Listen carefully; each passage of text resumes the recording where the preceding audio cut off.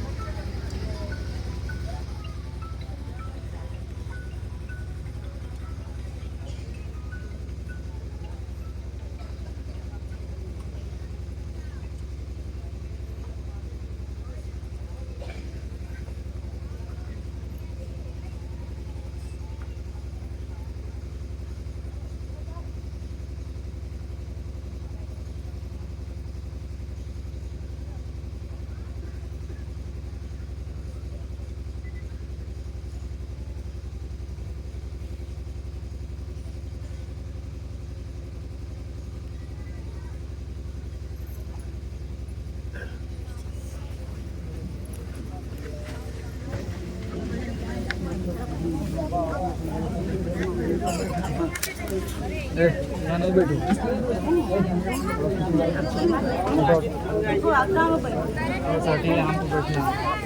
पे बैठना। स्टैंड है, इधर चलो, उधर जाओ, पीछे जाओ, पीछे चली जाओ, पीछे पीछे पीछे जाओ, जगह बहुत है, बहुत दिख रहा है, जाओ।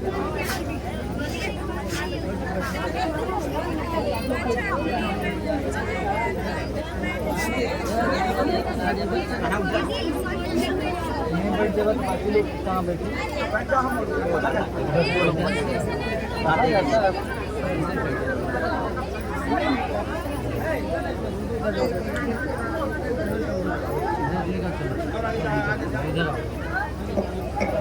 उधर गुस्सा न गिरा है ना,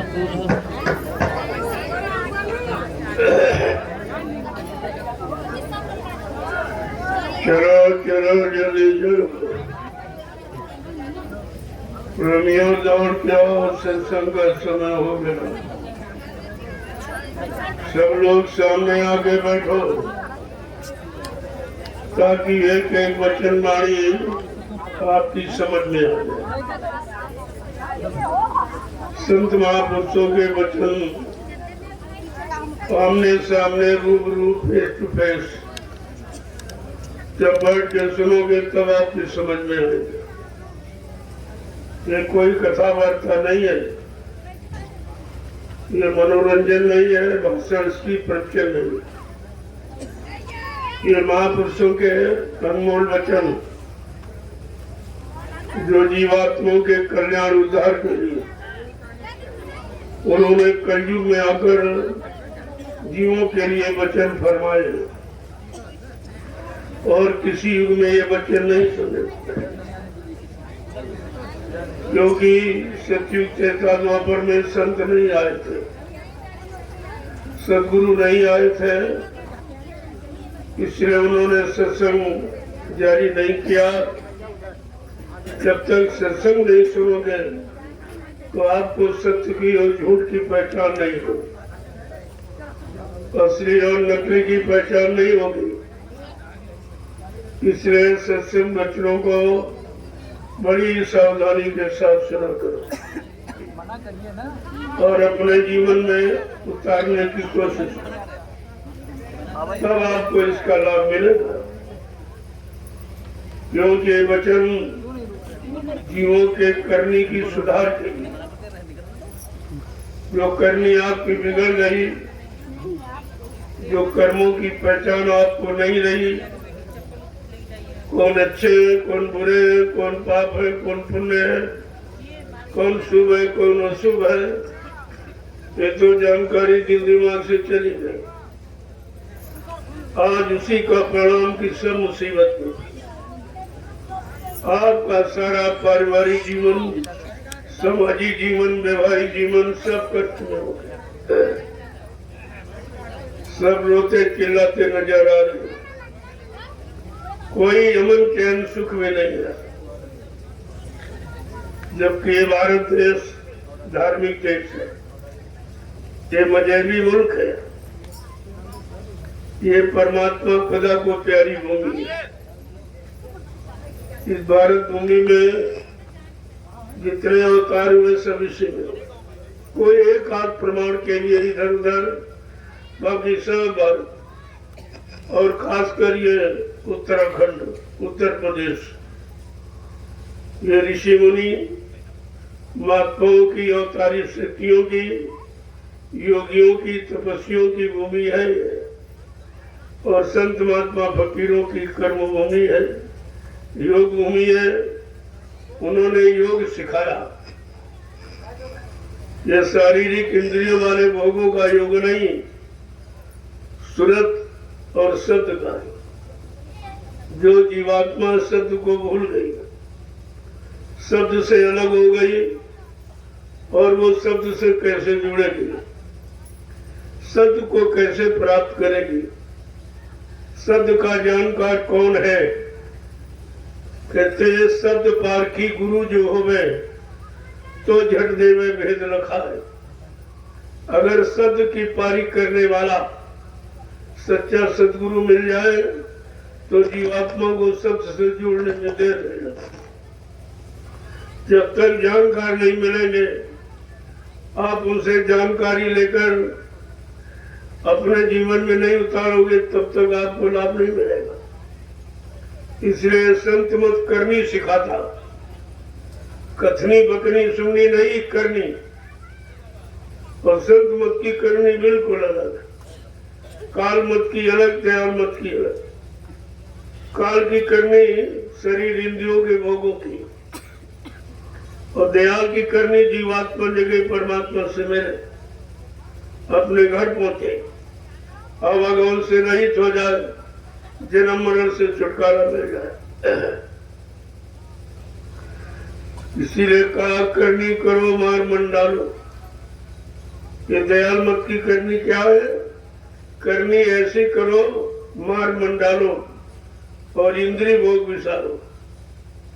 जिन इंद्रियों के भोगों में फंसकर आपने मानव जीवन को नष्ट कर दिया, अनमोल श्वासों की पूंजी को खराब कर दिया, ये जानकारी केवल संत मत की करनी ही सिखाती है।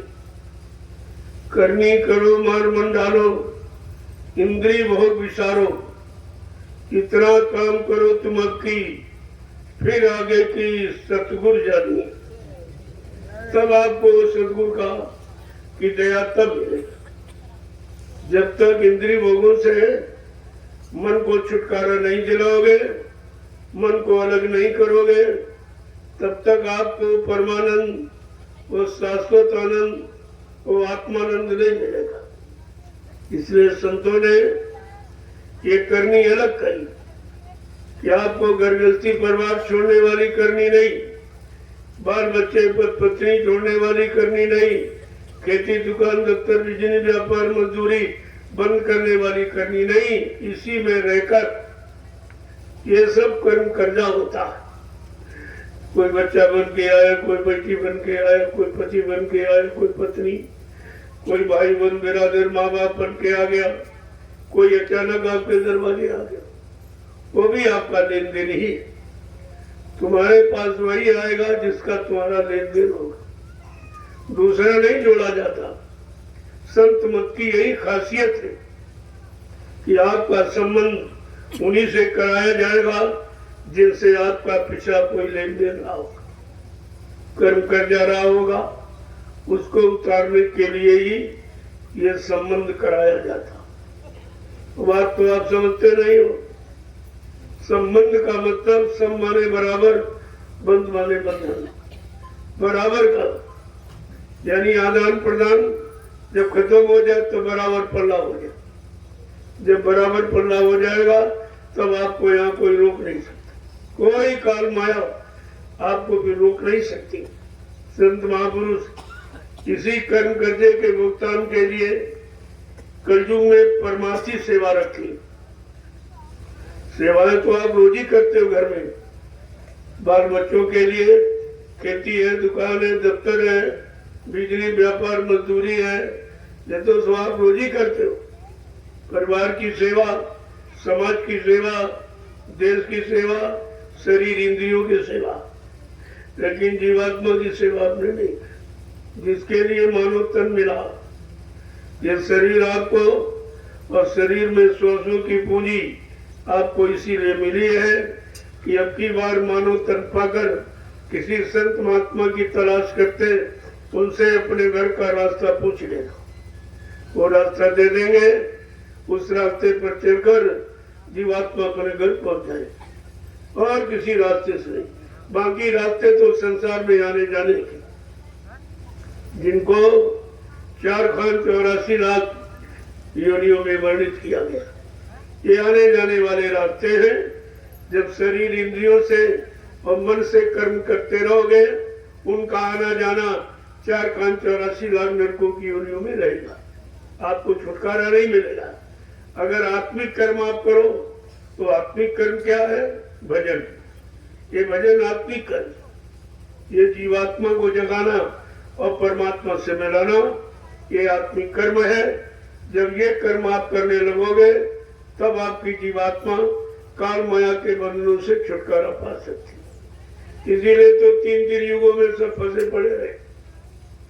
ज्ञानी ज्ञानी विज्ञानी हो गए, ऋषि मुनि योगी ब्रह्मचारी भी सब बन गए, अवतार भी मिला उनको, अवतारी शक्ति भी कहा गया, उनका कानून चला, उनके लोगों ने पूजा किया, ये सब हुआ, लेकिन उनकी जीवात्मा जगी नहीं और घर नहीं पहुंची, वो भी बेचारे फंसे रहे।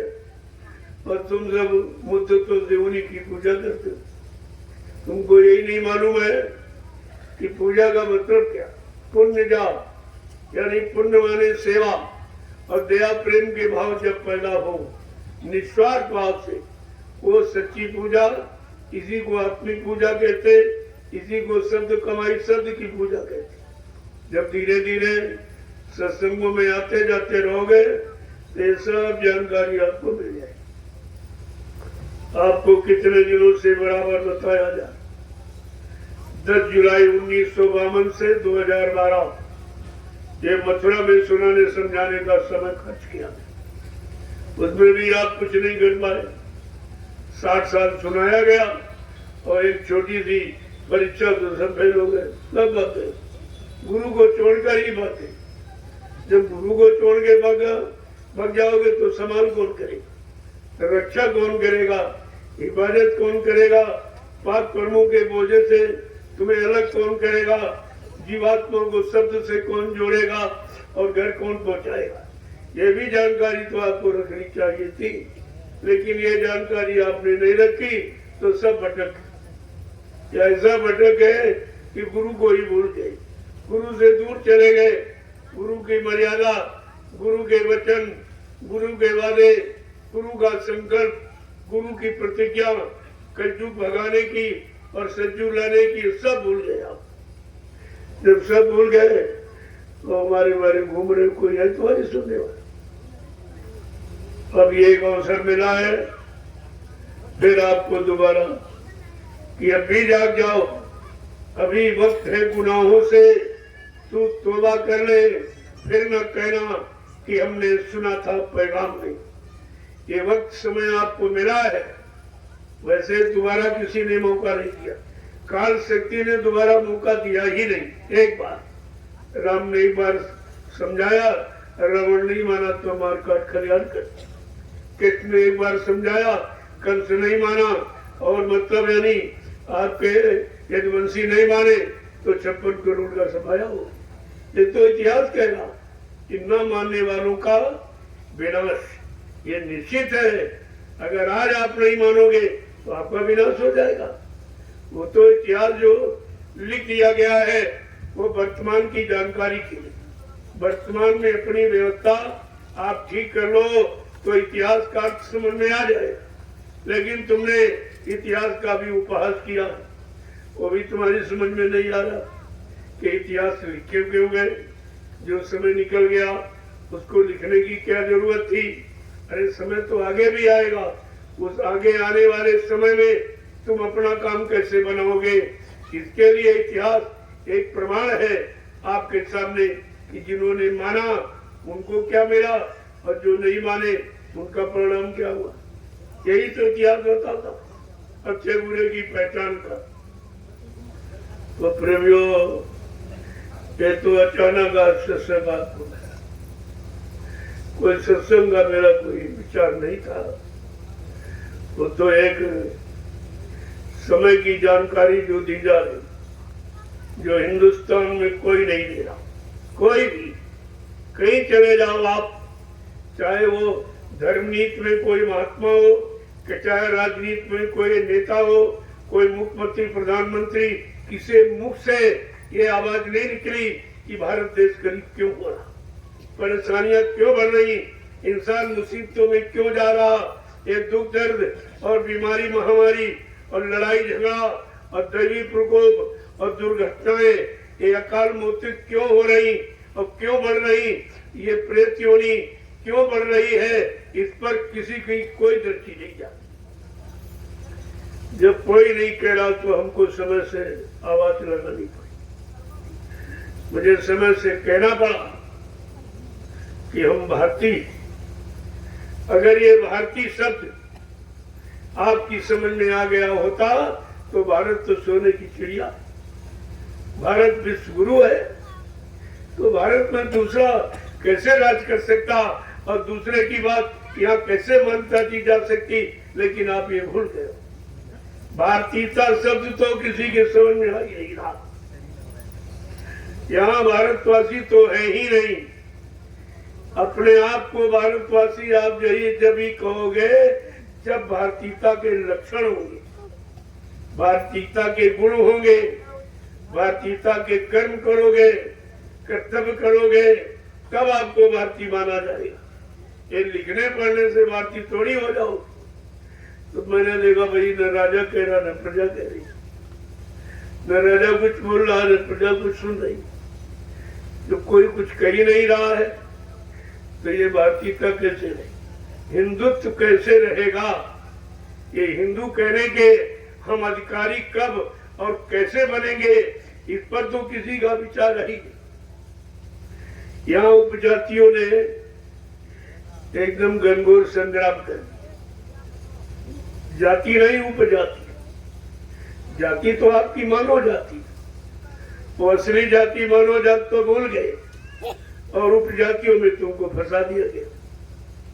जब उपजातियों में आप चले गए तो आपस में लड़ने मिलने लगे कि मानव जात तो एक ही जाति, एक तो किसी से लड़ेगा नहीं।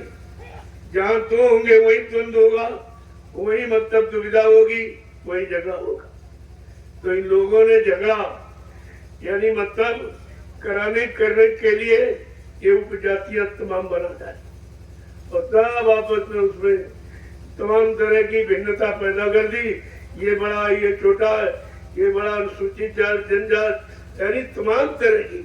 जबकि एक मानव जाति ही जाति है और एक मानव धर्म ही धर्म है और इन मानव जातियों में एक ही जीवात्मा है और उन जीवात्माओं का एक ही मालिक है, इसके अलावा कुछ है। लेकिन ये तो बात कोई कही नहीं रहा। जो सत्यता की चीज है, जो असलियत की है, वास्तविकता हो तो कोई नहीं कह, क्योंकि सत्य कह देंगे तो सब बाजारी बंद हो जाए, सारी दुकानें फेल हो जाए। जगह जगह दौड़ा कर रहा, कोई राज्यपाल आ रहा, कोई मुख्यमंत्री, कोई प्रधानमंत्री, लेकिन कहता कुछ नहीं कहता। केवल आता है, बाउचर बनवाता है, खर्चे निकालता है और सारा विकास इसी में जा रहा। न देश का विकास, न समाज का विकास, न धर्म का विकास। विकास है इनकी स्वार्थ नीति का और कोई विकास। तो आपको तो इस पर विचार करना चाहिए। अरे कोई तो कहने वाला हिंदुस्तान में होना चाहिए, लेकिन सबको डर है, सबको भय है, सबको अपने स्वार्थ की चिंता है। देश की चिंता, समाज की चिंता, मानव जात की चिंता किसी को नहीं, इसकी चिंता किसी को नहीं। और जब तक ये नहीं आएगा तब तक मानव विकास नहीं, मानव उत्थान नहीं होगा, समाज का विकास नहीं होगा, समाज का उत्थान नहीं होगा, देश का विकास नहीं होगा, देश का उत्थान नहीं होगा। तो मैंने ये भारतीयता की सच्ची परिभाषा जब मैंने देखा, सब भूल गए, पढ़े लिखे अनपढ़ सब एक ही लाइन में खड़े, एक ही भाषा बोल रहे हैं सब। किसी को भारतीयता की परिभाषा ही नहीं मालूम। भारतीयता क्या है, हम भारतीय हैं कि नहीं है, इस पर भी कोई विचार नहीं कर रहा। तो ये बताइए आप, फिर आप जानते ही क्या हो? जब तुम अपने आप को नहीं जान पाए, अपने देश की मर्यादा गौरव गरिमा को नहीं जान पाए, अपनी भारतीयता और हिंदुस्तान की हिंदुत्व की भावनाओं को अपने अंदर नहीं समावेश कर पाए, तो आपने आज तक किया ही क्या? कौन सा विकास किया और कहां से विकास शुरू किया जो अब अभी तक तुम्हारे पास तक नहीं आ पाया? अरे दुनिया के किसी कोने से अगर शुरू होता तो 70 साल की आजादी में तुम्हारे सबके पास विकास आ जाता, लेकिन पता नहीं किस कोने से कहां शुरू किया, वहीं बंद कर दिया, कुछ समझ में नहीं आ रहा, कोई कहने वाला नहीं। अंधेर नगरी अनबूझ राजा, ये इसीलिए कहा गया था। जहां जिस नगरी में कोई जागरूक नहीं है, कोई मतलब यानी धार्मिक नहीं है, कोई कर्मशील, कोई धर्मशील, कोई चरित्रवान है ही नहीं, तो फिर ये सब चीजें लागू कहाँ होगी? क्या जानवरों पर लागू करोगे, पक्षियों पर लागू करोगे, कीड़े मकोड़ों पर लागू, किस पर लागू करोगे? ये सब इंसानों के लिए व्यवस्था थी, इंसानियत पैदा करने की। अब केवल आप यानी एक पुतला हो, इंसान का एक पुतला, इंसान नहीं है, ये है शरीर की बनावट। शरीर की बनावट इंसान नहीं होता। जिसमें इंसानियत होती है वो इंसान होता है, और जिसमें मानवता होती है वो मानव होता है, जिसमें धार्मिकता होती है वो धार्मिक होता है, जिसमें कर्म कर्तव्य है वो कर्तव्य परायण होता है। ये सब पढ़े लिखे और अनपढ़ सब एक ही लाइन में खड़े। किसी की समझ में नहीं आ रहा कि हमारा देश विकास कर रहा है कि कुछ स्वार्थी लोग अपना विकास कर रहे हैं। अभी तक भारत देश में रहने वाले लोगों ने यही नहीं जान पाया कि सच्ची प्रजातंत्र में प्रजा को कोई अधिकार नहीं, प्रजा का कोई कानून नहीं, प्रजा को कोई न्याय सुरक्षा, कोई रोजी रोटी मांगने का अधिकार नहीं, रोने का अधिकार नहीं, आंसू बहाना और उस पर कोई हमदर्दी यानी दिखलाने वाला नहीं। तो आपको तो विचार करना चाहिए। मैं एक छोटा सा एक नमूना लेके निकला हूं, साइकिल यात्रा, वो भी है उसके पीछे सामने छिपा हुआ, शाकाहारी सद्भावना मिलन शांति शोभा कलश, ये साइकिल यात्रा ये कार्य के लिए निकली है, एक अच्छे सच्चे समाज का निर्माण करने। मैं बहुत दिनों से बराबर कह रहा हूं कि मेरा लक्ष्य, मेरा उद्देश्य, मेरा अभियान केवल एक अच्छे सच्चे समाज की स्थापना करना, और मेरा कोई उद्देश्य नहीं। एक अच्छे सच्चे ईमानदार चरित्रवान समाज का निर्माण हो जाए तो देश में सती जैसी व्यवस्था आपको दिखाई देगी। लेकिन इसके पहले तो कलयुग जाएगा ही नहीं। कलयुग जाने का तो मतलब यही है कि हमारी सब परेशानियां, हमारे दुख तकलीफ, हमारे बीमारी महामारी, हमारे कष्ट, ये सब चले जाएं। चोरी डकैती कत्ल बलात्कार, ये खून खराबा, ये सब समाप्त हो जाए, तब तो आप कहोगे कि सतयुग। तो अभी तो घोर कलयुग है और कलयुग को बढ़ावा दिया जा रहा। राजा प्रजा सब उसी में जुटी पड़ी है, सब कलयुग को बढ़ावा दे रहे हैं। कलयुग वाले सब कर्म किए जा रहे, कोई शांति सुकून का कहीं पर कोई मतलब लवारिस भी नहीं है। तो मैं ये बताना चाहता हूँ, एक हिंदुस्तान के सामने एक नवीनतम संदेश देना चाहता हूँ जो किसी ने नहीं दिया, ना किसी महात्मा ने, ना किसी नेता ने। आज तक 70 साल की आजादी में कोई प्रधानमंत्री मुख्यमंत्री बना हो, लेकिन जो संदेश हिंदुस्तान के लिए हो, भारत के लिए हो, वो तो कोई कहता ही नहीं। उस पर तो किसी की दृष्टि नहीं जा रही कि हम अपने आप को भारतीय कैसे कहें, जबकि एक मुट्ठी भर अंग्रेज आए थे जिन्होंने हमारी लापरवाही का फायदा उठाया, हमारी अज्ञानता का, हमारी अनबूझता का फायदा उठाया कि हम सोते रहे, समझे नहीं, जागे नहीं, चेते नहीं, होश में नहीं आए और उनकी राजनीति को नहीं समझ पाए और 250 वर्ष गुलाम रहे। लेकिन कुछ लोगों के अंदर देश समाज के प्रति भाव जगा, उन्होंने आंदोलन छेड़ा, अभियान चलाया, सच्ची नीति को लाने के लिए उनका प्रयत्न प्रयास रहा। वो तो कुर्बान हो गए, लेकिन वो व्यवस्था जो की त्यों बनी, अभी तक उस पर विचार नहीं हुआ। आखिरकार तुमने विदेशियों को क्यों भगाया, अंग्रेजों को क्यों भगाया कि हमारे देश को लूट के ले जाएंगे, हम लोग गरीब हो जाएंगे, हम गुलामी बने रहेंगे। इसलिए आपने अभियान चलाया, तमाम लोग कुर्बान हुए, तमाम माताएं निपुती हो गई, तमाम बहनों का सुहाग लुट गया।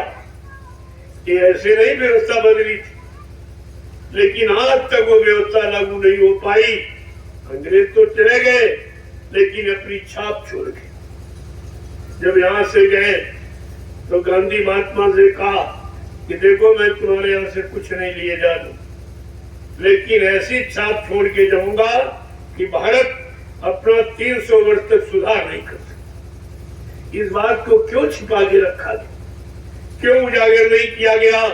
आखिरकार उनकी कौन सी नीति यहाँ पर लागू है जिसके द्वारा हमारा देश 300 वर्ष तक अपना सुधार नहीं करेगा, अपना विकास नहीं करेगा और अपनी स्वतंत्रता आजादी को यानी कायम नहीं कर पाएगा? वो कौन सी नीति थी? किसी ने इस पर विचार किया? कुछ किसी ने कुछ कहा? कोई चर्चा? कुछ नहीं। यहाँ तो चर्चा केवल चंदा नोट वोट की होती और टैक्सों की और महंगाई ये तरह तरह से उसूलने की बाकी कोई चर्चा नहीं। जनता के हित का कोई काम न हुआ और न कोई करेगा, क्योंकि इनके अंदर जनता के प्रति कोई भाव नहीं। अपना निजी स्वार्थ जब इंसान का जाग जाता है तो वो उसको कुछ दिखाई नहीं देता। अपने स्वार्थ, अपना लाभ, अपना मान सम्मान, अपनी प्रतिष्ठा, अपना अधिकार, इसके सिवा उसको कुछ नहीं दिखाई देता। आज वही आपके सामने। तो मैंने कहा देश तो आजाद हुआ, मुल्क हुआ आजाद, सिर्फ आजाद नहीं हम रह पाए, आजादी के बदले में बर्बादी के मातम छाए। खो गया है अहिंसा, गांधी जी का हिंसा चौंधी छाई है। गांधी जी का अहिंसा परमो धर्म सिद्धांत खत्म, कोई नहीं मानता, कोई बोलता नहीं, राजा न प्रजा, इस बात को कोई नहीं दोहराता। गांधी का फोटो तो लगाए घूम रहे हैं, लेकिन गांधी को मानते, गांधी की नहीं मानते। बात तो इसलिए धर्म को मानते, धर्म की नहीं मानती, नीति को मानते, नीति की शिक्षा सिद्धांत को नहीं मानते। ये जानते ही नहीं तो मानेंगे क्या? जो स्वार्थ में पैदा हुआ, गरीबी में पैदा हुआ, लोभ लालच इसका पूरा हो नहीं पाया, वो जब तक रहेगा किसी पद पर वो अपना स्वार्थ, लोभ लालच यानी हल करता रहेगा। यानी भूखा जब तक पेट नहीं भर लेगा तब तक उसकी भूख नहीं मिटेगी। और तुम चाहे भूखे रह जाओ, चाहे प्यासे रह जाओ, तुम्हारी चिंता किसी को। तो मैंने ये सब देखा, ये हिंदुस्तान आजाद आजाद, ये स्वतंत्रता दिवस आजादी का दिन मनाया जा रहा और राजीव आजादी पर कोई दृष्टि नहीं डाल रहा कि हम आजाद हैं कि तब से ज्यादा गुलाम हैं। हम तब से ज्यादा दास्ता में फंस गए, गरीबी में फंस गए, बेरोजगारी में फंस गए, इधर से ज्यादा फंस गए, लेकिन इस पर विचार ही कोई नहीं कर रहा। तो कोई न कोई तो कहने वाला होना चाहिए। महाभारत इसी बात का साक्षी और गवाह है। उस समय भी बड़े बड़े धर्मात्मा महात्मा थे, लेकिन सत्य बात कहने की हिम्मत किसी में नहीं। लेकिन कभी सत्य के बीच की हानि नहीं होती। सत्य बीज है, इसकी कभी हानि नहीं होती। उस समय भी कोई कहने वाला था। वो कौन था? महात्मा विदुर। ये महात्मा का काम हो कहेगा सत्य, सत्य की आवाज में उठाएगा। स्वार्थी, लोभी, लालची, भोगी, विलासी ये कभी सत्य की आवाज नहीं उठा सकते, क्योंकि सत्य इनको डर लगता है। सही बात कहने में इनको घबराहट होती है। तो आपको तो पिछले इतिहास से जानकारी लेनी चाहिए कि 1 करोड़ महात्मा हिंदुस्तान में, लेकिन सत्य कहने वाला कोई नहीं। सब अपनी अपनी गति, अपना अपना आश्रम, धर्मशाला, गुरुद्वारा समाने बैठे, अपना दान दक्षिणा, धोती, रोटी, लंगोटी की जानी मान डिमांड करते रहते हैं, लेकिन इनको समाज देश धर्म की कोई चिंता नहीं। फिर आखिरकार इस धार्मिक देश की मर्यादा को कहने वाला कोई तो होना चाहिए, ये जानकारी देने वाला कोई तो होना चाहिए कि हम धार्मिक हैं कि नहीं है, हम भारतवासी है कि नहीं, हमारे में भारतीयता है कि नहीं है, ये तो कोई बताने कहने वाला होना चाहिए। मैं तो बहुत दिनों से सुन रहा हूँ, मैंने देखा कोई नहीं कह रहा। सब अपनी अपनी यानी लोभ लालच की प्यास बुझा रहे हैं। किसी को जनता की चिंता नहीं है, किसी को लोगों की चिंता नहीं, इंसानों की चिंता नहीं है, इंसानियत मानवता की चिंता नहीं है। प्रेम, प्यार, मोहब्बत, सेवा, दया, सदाचार, परमात्मा की यादगार की चिंता नहीं है। और माँ, बहन, बेटी, बहू की परख पहचान की कोई चिंता नहीं। ये काम महात्माओं का है। अगर सबका होता तो कर डाल देता। अगर उनके बस का होता तो 70 साल का समय कम नहीं, एक जीवन है कल जीवन। 70 साल तो आदमी जिंदा रहता और 70 साल आप पे निकल गए। 14 पंचवर्षीय योजनाएं और किसी ने तुम्हारे लिए कुछ नहीं, केवल एक काम किया, चुनाव चुनाव चुनाव। सारा देश चुन गया, बचा कुछ। और ये भी नहीं बताया ये चुनाव किस काम के लिए होता, कौन सा लाभ देने के लिए होता, कौन सी समस्याओं का समाधान करने के लिए होता, कौन से दुख, तकलीफ, मुसीबत, आपत्ति को दूर करने के लिए होता। आपको एक किसी ने बताया नहीं। चुनाव का मतलब केवल चंदा, नोट वोट, गद्दी, इसके अलावा कोई मतलब नहीं। क्या यही मतलब है? अरे असली अर्थ तो समझो। तुम्हारी पढ़ाई लिखाई, बुद्धिमानी का मतलब क्या? जब तुम अपने भले की बात नहीं सोच पाए तो तुम परिवार, समाज, देश के लिए क्या सोच सकते? तुम्हारे सोचने की शक्ति ही समाप्त हो गई।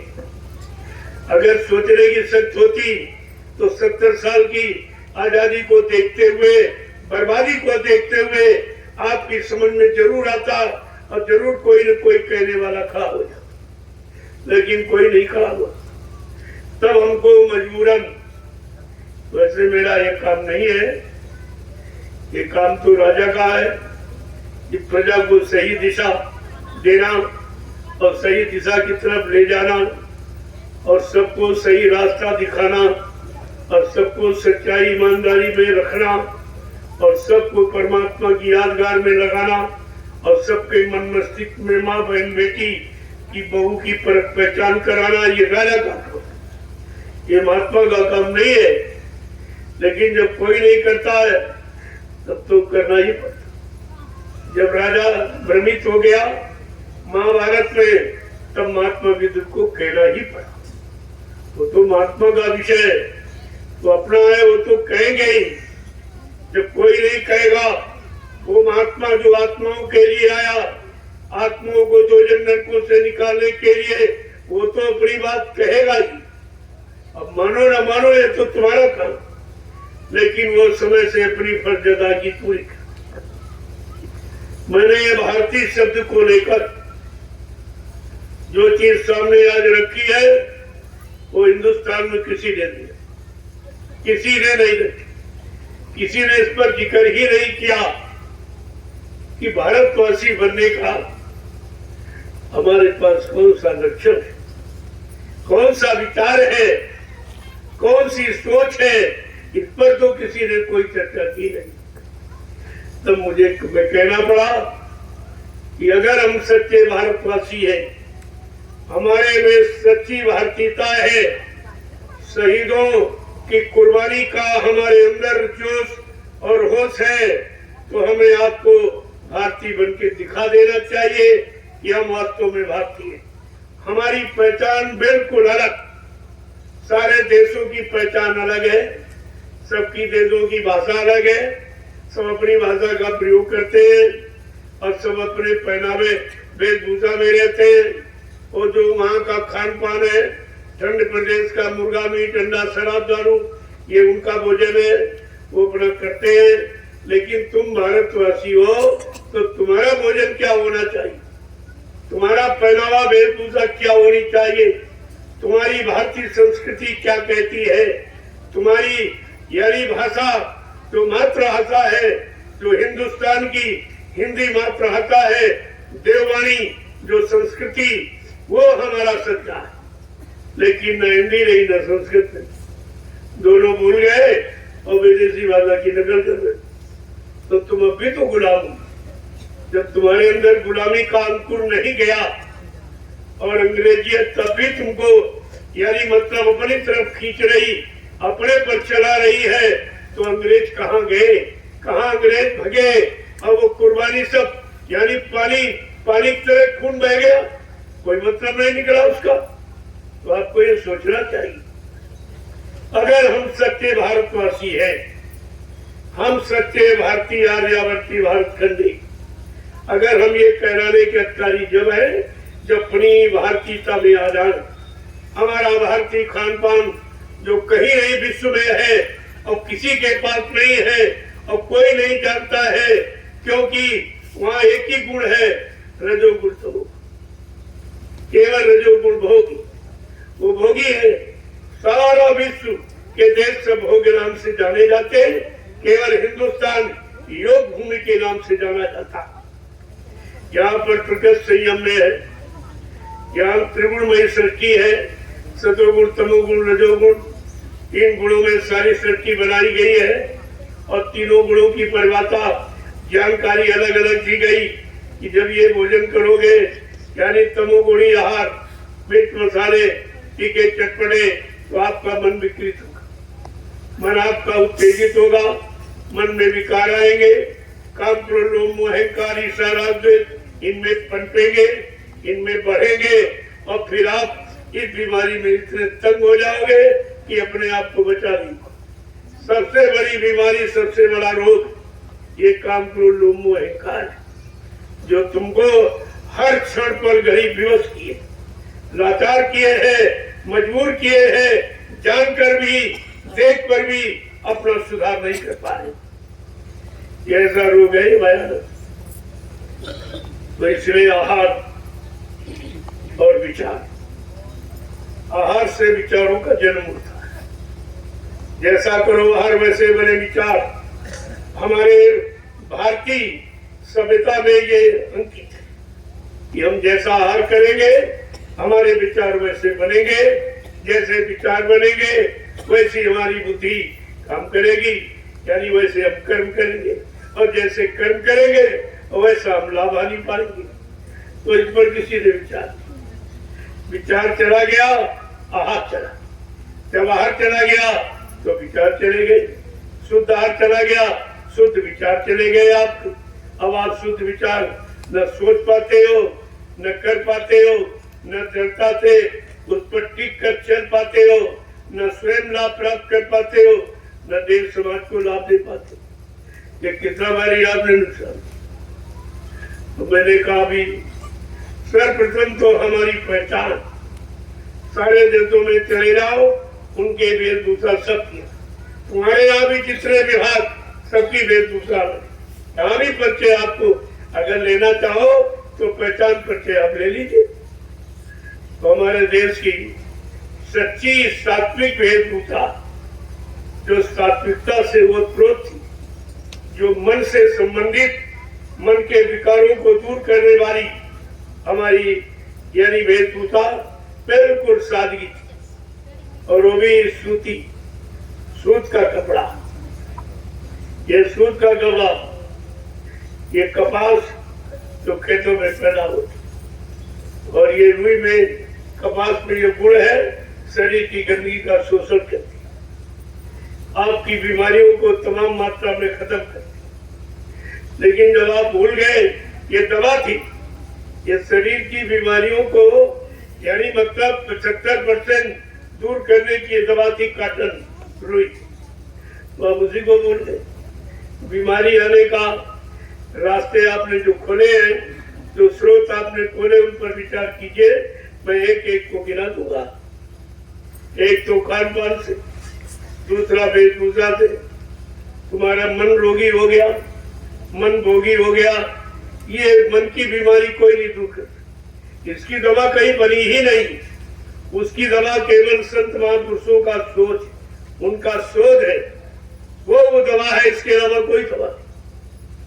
तो मैंने लोगों के सामने ये रखा कि अगर आप सच्चे भारतीय हो और अपने भारतीय कहलाने का गर्व अगर आपको है, तो आपको भारतीय वेशभूषा धारण कर लेनी चाहिए। अगर बीमारियों से आपको राहत पानी तो मन को भोगों से, ये मन रोगी है, भोगों का रोगी, अगर इस रोग से इसको बचाना चाहते हो तो सादगी को शांत। इसको पढ़ने से तुम्हारा मन शांत होगा, देखने वाले का मन शांत होगा। न तुम्हारा मन खराब होगा, न दूसरे तुमको देखकर अपना मन खराब कर पाए। वे अंग्रेजों की थी, क्योंकि भोगी देश है, वहां सारी व्यवस्था भोग। योग की कोई व्यवस्था नहीं, परमात्मा के विषय की कोई जानकारी वहां नहीं, कोई लिटरेचर, कोई साहित्य नहीं, और न उसको कोई प्राथमिकता वहां नहीं। जब ऐसे नारकी देशों की आप नकल करोगे तो नर्क नहीं, क्या स्वर्ग में चले जाओ। तुम्हारा भी सारी व्यवस्था नर्क में जाने की ही हो गई। जब देखा गया कोई नहीं कहने वाला, कोई बताने वाला, समझाने वाला, कोई इशारा करने वाला नहीं, तब हमको ये प्रश्न संपूर्ण भारत के सामने रखना पड़ा भारतीयता का, कि भारतीय शब्द की महिमा क्या है, गौरव गरिमा क्या है, भारतीय का महत्व क्या, इस सारा विश्व, ये भारत सारे विश्व का गुरु क्यों हुआ, किस कारण हुआ? ये आपकी भारतीय संस्कृति के कारण, भारतीय वेशभूषा के कारण, भारतीय सादगी और स्वच्छ और मानव खान पान के कारण और अच्छे सत्कर्म के कारण आपकी महिमा सारे विश्व में है। कि विश्व गुरु हो भारत देश। पहले भी था, बीच में आपने बिगाड़ दिया, लेकिन संत महापुरुषों ने कहा कि फिर क्यों इस बिगाड़ से तुम खुद ही बिगड़े हो, खुद ही परेशान, इतने तंग हो जाओगे, इतने परेशान हो जाओगे, अपनी भाव बेटियों की इज्जत बचाना तुम्हें मुश्किल हो जाएगा। अपने शरीर का रोग निकालने के लिए आप मजबूर हो जाओगे, नहीं निकाल पाओगे। ये चारों तरफ से जब घिर जाओगे तब आपको एक बार विचार करना ही होगा। कलयुग घेरे चारी ओर, मनुआ जइयो कोई, तुम किधर जाओगे? कलयुग ने अपनी सारी व्यवस्था में सबको बांध दिया और सबको घेर के रखा है, और आपको उससे निकलने नहीं देगा। और तुम्हारे पास कोई शक्ति नहीं जो कलयुग से तुम लड़ सको। तब महापुरुषों को ऐलान करना पड़ा कि मैं कलयुग को भगाऊंगा और सतयुग को लाऊंगा। तब देश में सच्ची सुख शांति आ सकेगी। इसके पहले नहीं हो। तो उन्होंने अपनी वेशभूषा पहन के आए और तुमको उसी गुलामी में जकड़ दिया। ये मोटा कपड़ा जिसे जींस कहते हो, पैंट पतलून कहते हो, ये ठंड पड़ती है, ठंडी में मोटा कपड़ा पहना जाए और तुम 12 महीने पहले घूमे।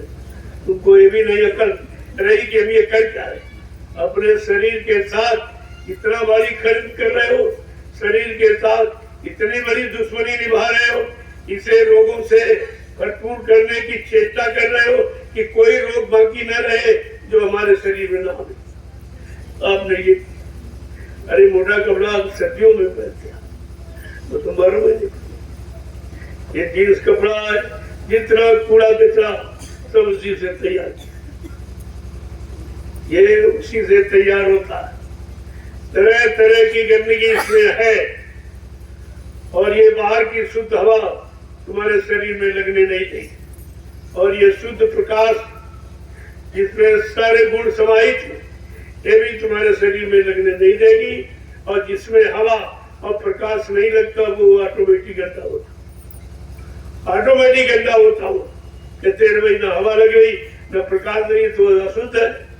लेकिन यहाँ पर तुमने अशुद्धता का प्रयोग नहीं कर पाए अभी तक, पढ़ लिख कर तुमने क्या सोचा। इसलिए मैंने कहा अगर रोग बीमारियों से आप राहत शांति चाहते हो, अपनी भारतीय वेशभूषा में एकदम ढीला कपड़ा जिसमें हवा लगे और प्रकाश सब छन के अंदर तक जाए और ये कपड़ा अंदर की पसीना जब निकलेगा और उसके द्वारा कितने कीटाणु सब बाहर निकाल के बाहर कर देगा। ये कपास में गुण होता है लेकिन तुमने तो कपास की गुणवत्ता को दी, तुम्हारे अंदर कोई विचार ही नहीं रहा और तुम सबके सब गुलामी होते चले, गुलामी अख्तियार करते जा रहे हो और कहते हो आजाद आजाद, अल्लाह बचाते हो आजादी का और गुलामी की तरफ बढ़ते जा रहे हो और गुलामी को स्वीकार करते जा रहे हो।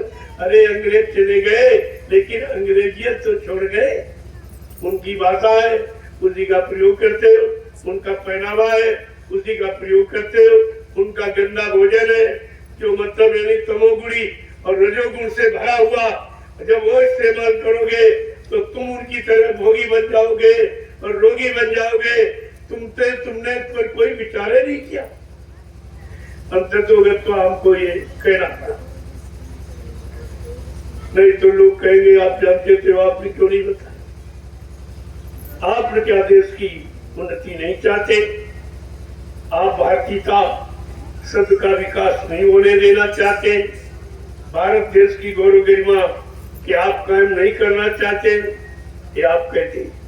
इसलिए मैंने समय से अभियान जारी किया और 15 सितंबर को मैंने ये यानी बड़े ऊंचे स्वर में और सारे हिंदुस्तान के लिए मैंने ये संदेश दे दिया कि अगर आपको सच्ची सुख शांति पानी है तो आपको ये नीति अपनानी है जो ऋषि मुनि महात्माओं की बनाई हुई, ये मेरी बनाई नहीं है, उन्हीं की, जिसको आप भूल गए। मैं केवल याद करा रहा हूँ, जानकारी आपको दे, उसी में रहता हूँ और आपको रहने की बात करता, मैं भी उसी में रहता हूँ आपको बता, क्योंकि जब व्यक्ति रहता तो उसका गुण अवगुण जानता, जब गुण अवगुण जान जाता है तब लोगों को यानी गुणग्राही बनाने के लिए कहता कि आप ये करिए इससे लाभ मिलेगा, ये लाभ मिलेगा, ये तब मैंने आपके सामने ये रखा। अब आपको ये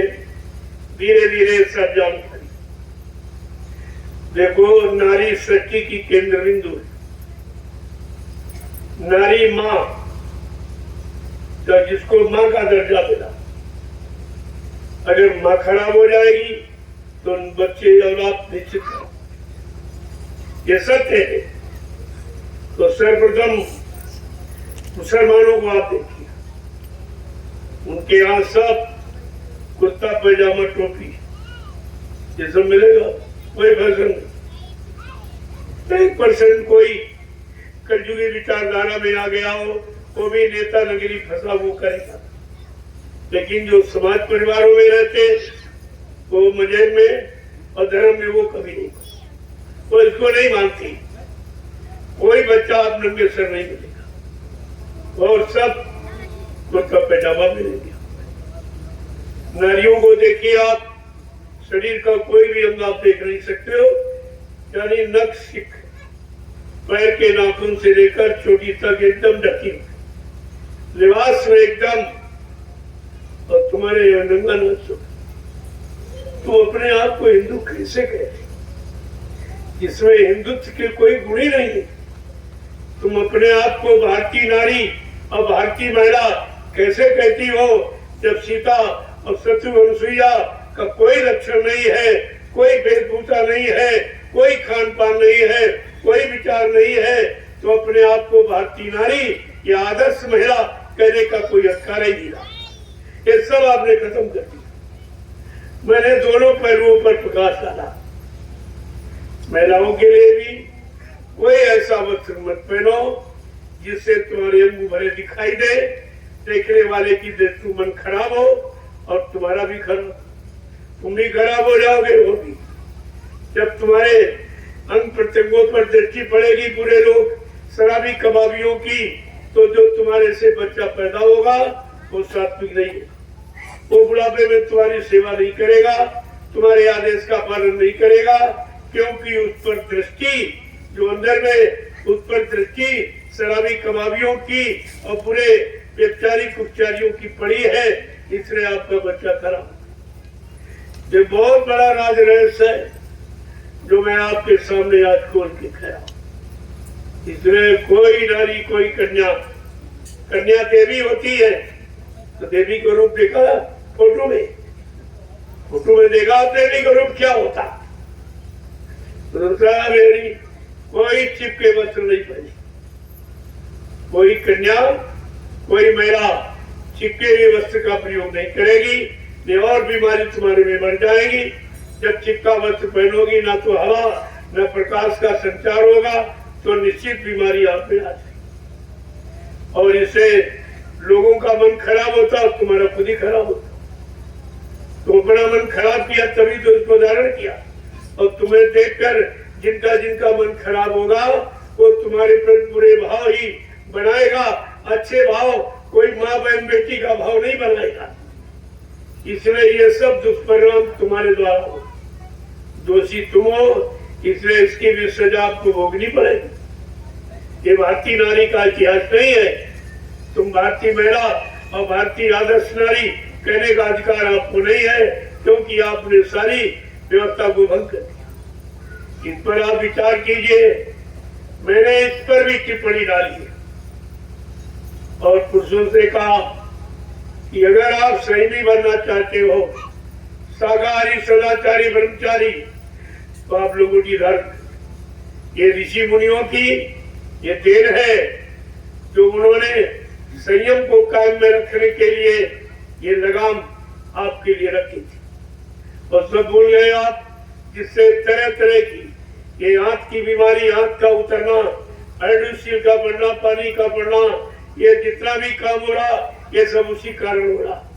कमर आपकी ढीली रहती है और कोई वजन उठाओगे पट से आंत नीचे खिसक जाएगी। आंत संबंधी, पेट संबंधी तमाम बीमारियों को आप जन्म दे देते हो, लेकिन बात को समझते नहीं हो कि महात्माओं ने लोगोटी क्यों लगाई और क्यों कहा आपसे भी, लेकिन आपने उनकी बात सुनी ही नहीं। और आज तो तुम सब तरफ से मजबूर हो, आगे और मजबूर हो जाओ। अभी तो मैं केवल इशारा कर रहा हूँ, आगे आपको मजबूर होकर ये सब स्वीकार करना पड़ेगा जब तुम बीमारियों से एकदम डूब जाओगे, कमजोरियों से डूब जाओगे, मन खराब हो जाएगा। यानी मतलब तब किया तो उससे फायदा क्या हो? समय के पहले समय चूक पुण्य का पछताने। अगर समय वो खराब ने आपको ढक लिया, आपको बर्बाद कर दिया, आपको रोगी बना दिया, आपको भोगी बना दिया, तो फिर आपने वो मजबूर होके काम किया तो उसका लाभ क्या? समय के पहले चेतना जागना ये बुद्धिमान पुरुष का लक्षण है।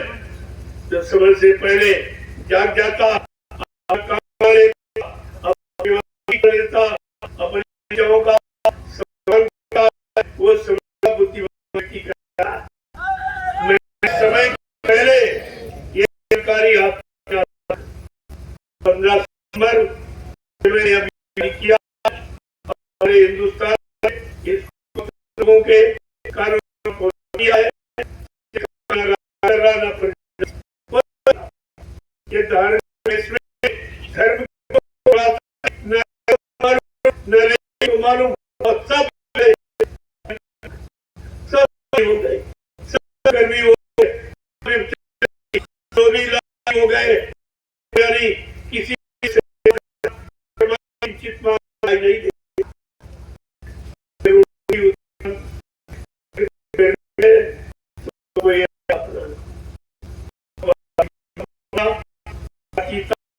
अपने में लाभ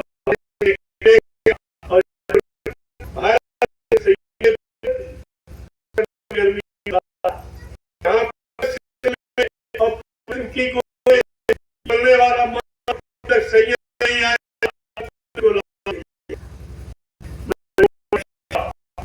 आपके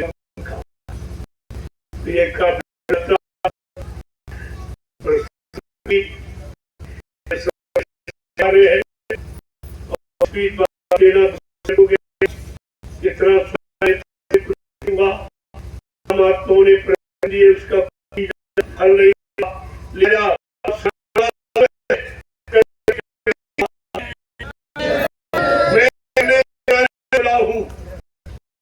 बात मैंने सुनने से कराने ये सब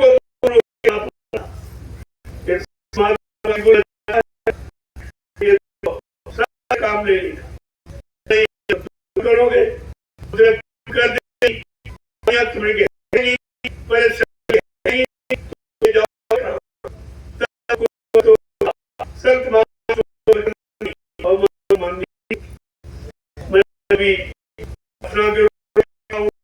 मैं थोड़ी यात्रा करेगी तो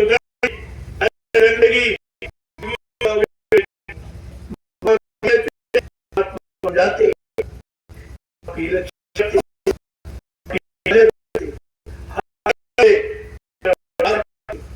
उनका का नहीं था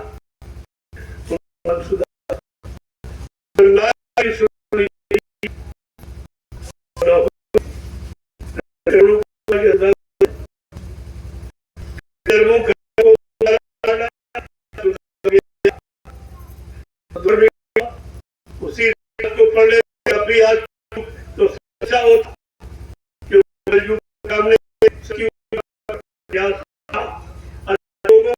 अच्छी अच्छी वाले इंग्लिश त्याग अच्छा खान करने वाले अच्छी संस्कृति में रहने वाले अच्छा करने वाले इतिहास के साथ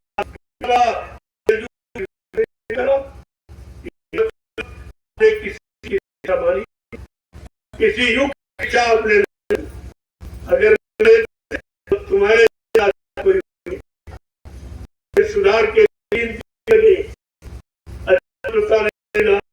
तो की कोई बात नहीं। प्रणाम हुआ अभी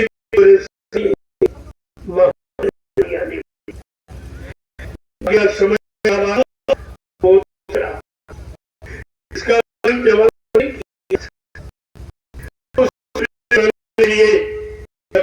के सामने गया कैसे आप जानते तो आपने बताया मैं अपने वचन करते तुम्हारी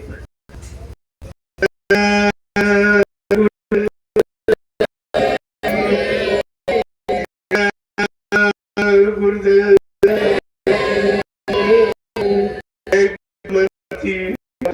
से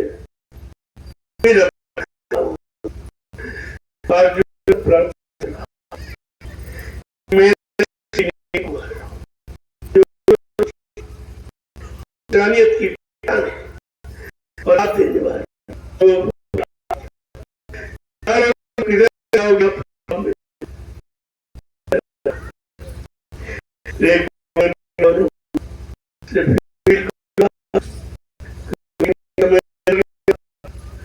जो लूट से बर्बाद हो चुके भोग में लेकिन नहीं देते जीवन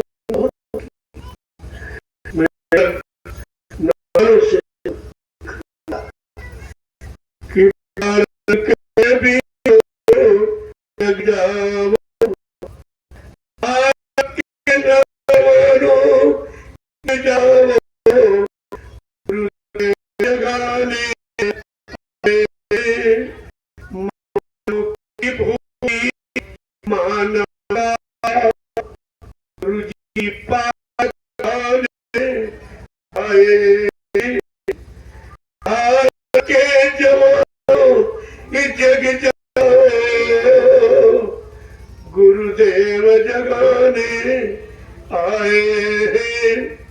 मानव की भूली मानवता का गुरुजी पाठ पढ़ाने आए हैं कि राम कृष्ण ईसा मोहम्मद की वाणी तुम भूल गए। चंद्रशेखर आजाद भगत नेता सुभाष को भूल गए।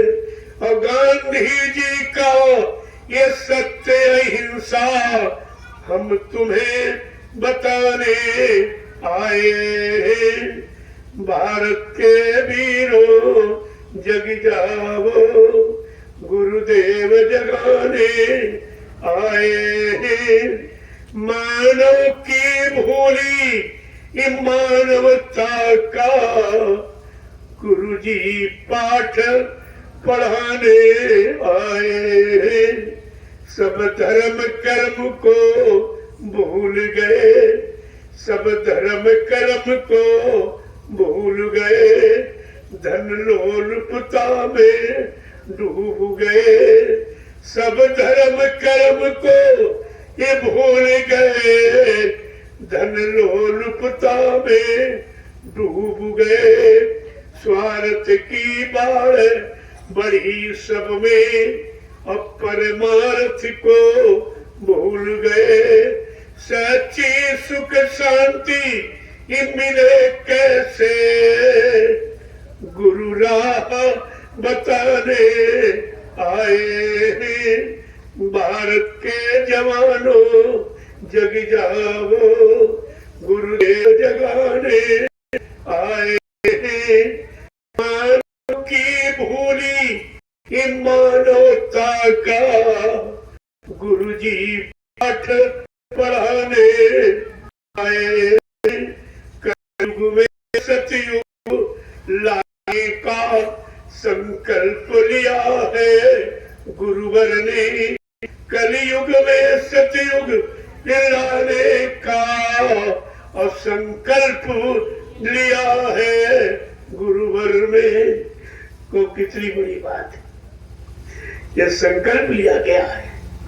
जैसे नहीं संकल्पित आवाज ये कभी झूठ होने वाली नहीं है, लेकिन हर आवाज को सिद्ध होने का समय, शुभ घड़ी, मुहूर्त, तारीख सब निश्चित है। उसके पहले नहीं, तुम्हारे सोचने के अनुसार नहीं होगा। तुम्हारे कहने के अनुसार, तुम्हारी दुनियावी मानवावी और स्वास्थ्य की बुद्धि के अनुसार कुछ नहीं होगा। उनका परिवर्तन का समय और घड़ी और मुहूर्त और दिन तारीख सब निश्चित है। का बच्चा मेरी दूरदर्शी व्यवस्था आने का समय निश्चित, उसकी तारीख भी निश्चित है। जब तक वो समय नहीं आ रहा, मैंने हिंदुस्तान में सबको मौका दे दिया कि अच्छा से अच्छा जो भी तुम करना चाहो कर लो, और स्वास्थ्य लोभ लालच जो भी हल करना चाहो कर लो। दूरदर्शी आने पर ये व्यवस्था सब समाप्त हो जाएगी। ये गंदगी कुछ नहीं दिखाई देगी, चाहे खान पान की हो, चाहे चरित्र की हो, चाहे स्वास्थ्य लोभ लालच की हो, चाहे गति की हो, ये कोई गंदगी टिकने नहीं पाएगी। दूरदर्शी ऐसा समय का सूरज, ऐसा प्रकाश ज्ञान सत्य का आभास अनुभव कराने वाली भूमिका व्यवस्था का नाम है दूरदर्शी। अभी लोग इसके बारे में कुछ नहीं जानते, क्योंकि दूरदर्शी का तभी आपको बताया नहीं गया। अभी तो केवल प्रचार किया गया था, और वो भी 18 वर्ष जब प्रचार कराया गया और आप भूल गए, नहीं समझ पाए, नहीं इस पर चल पाए, तब कहा कि मेरा एक ब्रह्मास्त्र है, इसको संभाल के रखना, ये आगे आने वाले समय में काम करेगा। जब सब काम करना बंद कर, सारे राजनीति लोग अपना हथियार डाल देंगे, कहेंगे न्याय सुरक्षा रोजी रोटी देना मेरे बस की बात नहीं, महंगाई गरीबी बेरोजगारी समाप्त करना ये मेरे बस की बात नहीं है, और ये मारकाट हिंसा चोरी डकैती कत्ल बलात्कार और बढ़ते टैक्स और जीएसटी जब ये कोई रोक नहीं सकता, ये कहेंगे मेरे बस की बात नहीं। तब बाबा जी ने क्या कहा था, तब बच्चा मैं अपना ब्रह्मास्त्र उठाऊंगा। ये ब्रह्मास्त्र है। और आप सब भूल गए कि बाबा जी के ब्रह्मास्त्र क्या? अरे दो ब्रह्मास्त्र, एक दूरदर्शी, दूसरा भूम ज्योतक के तीरकाशकार संगठन, ये समाप्त नहीं हो गए, ये भी चुपचाप रखे हुए। समय आएगा तो मैं ब्रह्मास्त्र उठाऊंगा और कहा चलाऊंगा। ब्रह्मास्त्र कुत्तों पर नहीं चलाया जाता, राक्षसों पर, जिनका राक्षसी खान पान, राष्ट्रीय भाव विचार, राक्षसी कर्म, उन पर ब्रह्मास्त्र चलाया जाता। ये सब बातें आपको इशारे इशारे में समझा दी गई पहले भी, और आज भी दोहराई जा रही, ताकि आप भूलने न पाओ महापुरुषों के इशारों को, क्योंकि इसी से आपका काम होगा। इसके अलावा कोई भाषण देने वाला, कोई राजा प्रजा में कोई खड़ा हो जाए, लेकिन तुम्हें सुकून शांति नहीं है। वो अपने स्वार्थ और लालच में मस्त, अपनी गति अपनी कुर्सी संभालने के चक्कर में है। तो तुम्हारे यार जनता को संभालना और जनता को सुकून शांति देना, ये उनका काम नहीं है। अभी आप 70 साल में एक इशारा नहीं समझ पाए उनका कि आपके लिए कुछ नहीं किया। तो क्या कह रहे हैं कि कलयुग में सतयुग लाने का संकल्प लिया है गुरुवर ने, ये संकल्प लिया है। अभी संकल्प का समय नहीं आया, न शुरू हुआ है और न खत्म हुआ। अभी शुरू भी नहीं हुआ और खत्म भी नहीं हुआ, और तुम कहते हो बाबा जी खत्म हो गए। फिर ये करेगा कौन? फिर ये काम कौन करेगा? इस पर भी तो आपको विचार करना चाहिए था। आखिरकार ये काम कौन करेगा? इस पर तो आपने बिल्कुल विचार नहीं किया और सब भ्रमित हो गया एकदम। ये हरदोई संगत एक बार फिर सुन ले, आपके लिए बाबा जी ने क्या शब्द प्रयोग किया गया था कि मेरी प्यारी प्यारी हरदोई। आज आपने क्या किया गुरु के लिए क्या किया? गुरु को भूल गए और चेरों की बात तोड़ गए। क्या चेरा काम करेगा? क्या चेरों ने कहा था मेरी प्यारी प्यारी हरदोई? तुम तो गुरु के एक वचन को नहीं याद रखे, तुम तो गुनहगार हो, तुम्हें सजा मिलेगी इसकी। इतना बड़ा शब्द हरदोई यानी मतलब जिले के लिए प्रयोग किया गया हो, हरदोई के प्रेमी सब भ्रमित हो गए, एक भी नहीं बचा दवा के लिए भी। लेकिन महापुरुष अपना बीज की कभी हानि नहीं होने देते। आखिरकार बीज आपके सामने खड़ा ही हो गया। ये बीज है जो हरदोई में आश्रम का निर्माण। हरदोई से पैसा नहीं लिया गया। तुम ये भी नहीं कह सकते हो कि हमारी सेवाओं से हमारे जिले में आश्रम बन गया। ये भी नहीं, मैं आपको कह देता और आप क्या तैयार हो गया। आप तो आगे आने वाले समय में लाचार हो जाओगे, मजबूर हो जाओगे। हरदोई का प्रेमी ये भी नहीं कह पाएगा भविष्य में कि मैं बाबा जय गुरुदेव जी महाराज का शिष्य हूँ। तुमने शिष्य बनने की का अधिकार भी खो दिया। तुम्हारे पास बचा ही क्या बचा? अपने आप को शिष्य भी नहीं कर सकते हो, वो भी काम तो आपने किया नहीं है। लेकिन फिर भी आपको एक मौका ये दे दिया गया, ये आश्रम खड़ा हो गया और किसी ने नहीं। हमको तो आपने कोई चंदा कोई भी रुपया में सब तो दिया नहीं, मैंने कभी मांगा नहीं। मैं कभी हम आया नहीं बीच में, पहले तो बहुत आया लेकिन हम बीच में नहीं आया। और आपने जिनको दिया उनसे पूछा आपने एक झोपड़ी क्यों नहीं बनाई संगत के लिए? संगत कहाँ बैठेगी, कहाँ सत्संग करेगी, कहाँ सुमरन ध्यान भजन, कहाँ एकत्र होकर बैठेंगे? कभी आपने पूछा? और सेवा देते रहे, आंख बंद करके सेवा देते। समझ में आपके कुछ नहीं आया। मैंने तो आपसे एक पैसा भी नहीं मांगा, तो ये बात इमारत करी देख लीजिए, देख के आप कोई नहीं कर पाया। और जितने पुराने आश्रम केवल कब्जा किए, इनको भी नहीं मालूम है ये आश्रम ट्रस्ट के तुम्हारे नहीं है। कोई नहीं कब्जा कर सकता, न किसी का कब्जा रह सकता है। ये ट्रस्ट के है और ट्रस्ट में रहेंगे। और ट्रस्ट की व्यवस्था आगे दूरदर्शी व्यवस्था आने पर ये जितने आश्रम ये सब कार्यालय हो, ये सब कार्यालय होंगे।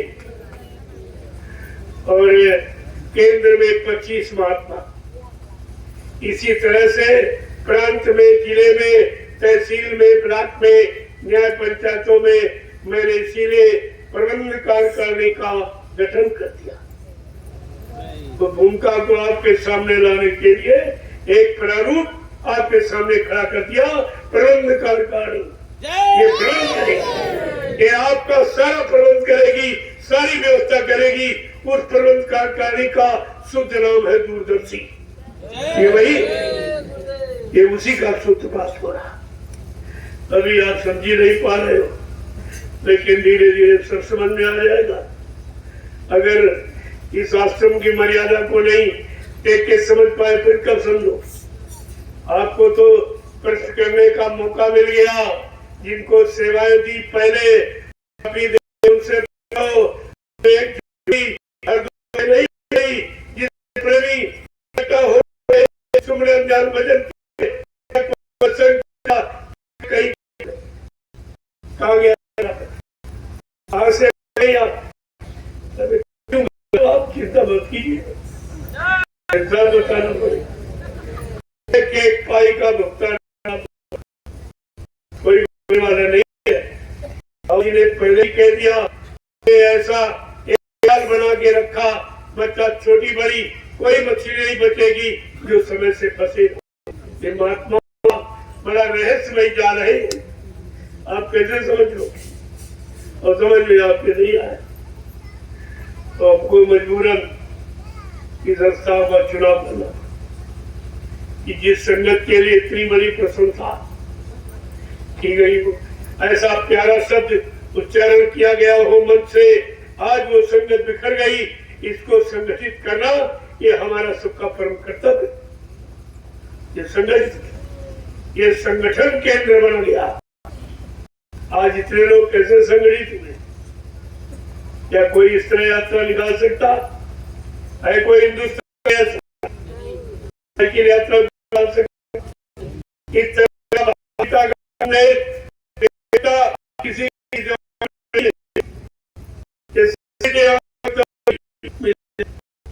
पुरानी पुरानी करता न त्रुटि होगी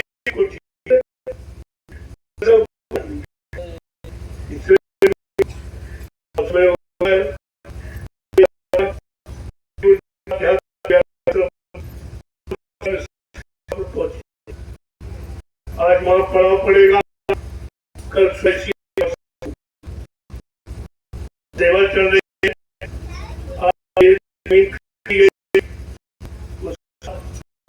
बहुत मात्रा में है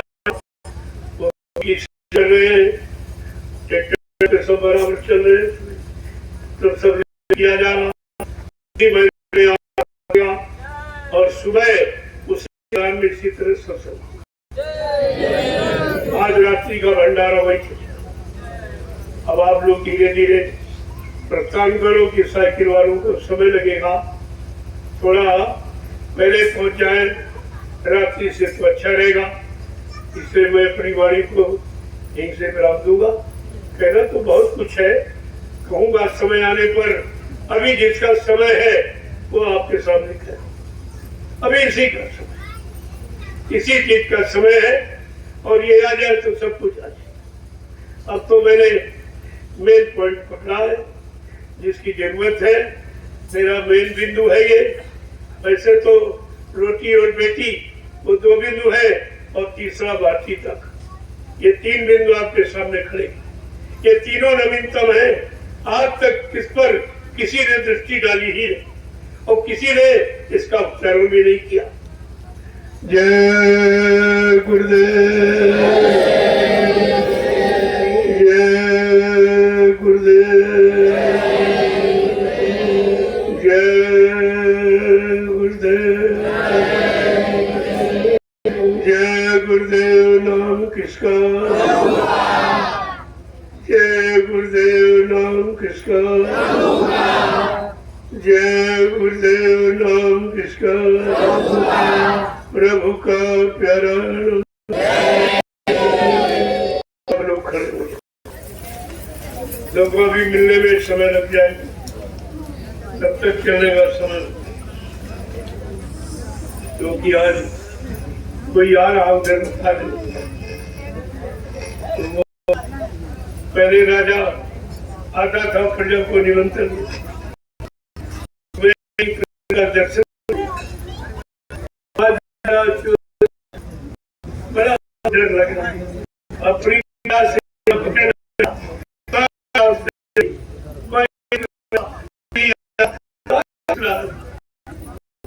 किस काम के लिए तू आया?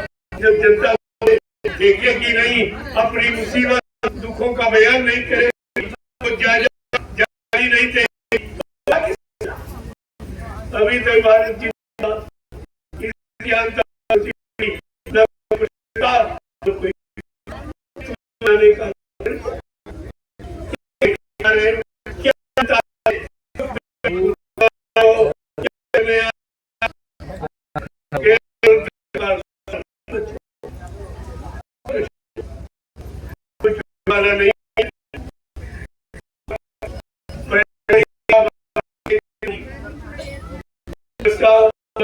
नहीं में पैदा हुआ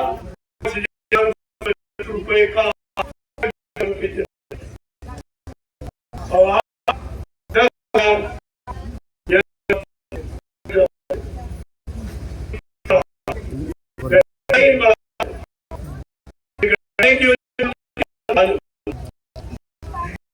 सोच रहे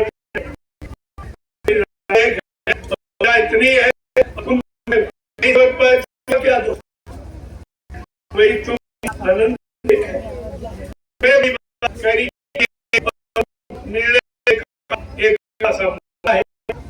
अगर उसके दो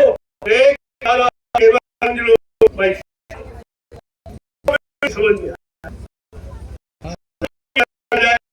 भारत की जनता।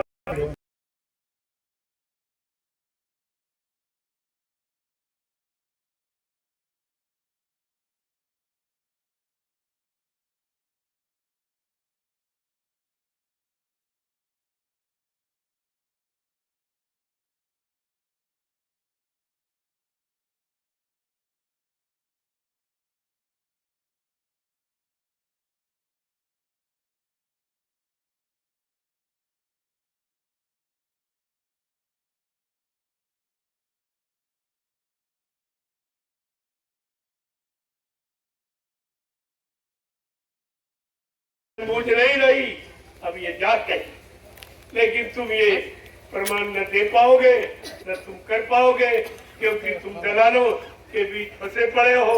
दलाल तुमको न सोचने देंगे, न समझने देंगे, न करने देंगे, न सुख शांति अमन चैन तुम्हारे में आने देंगे। ये वो काम नहीं कर। जय गुरुदेव।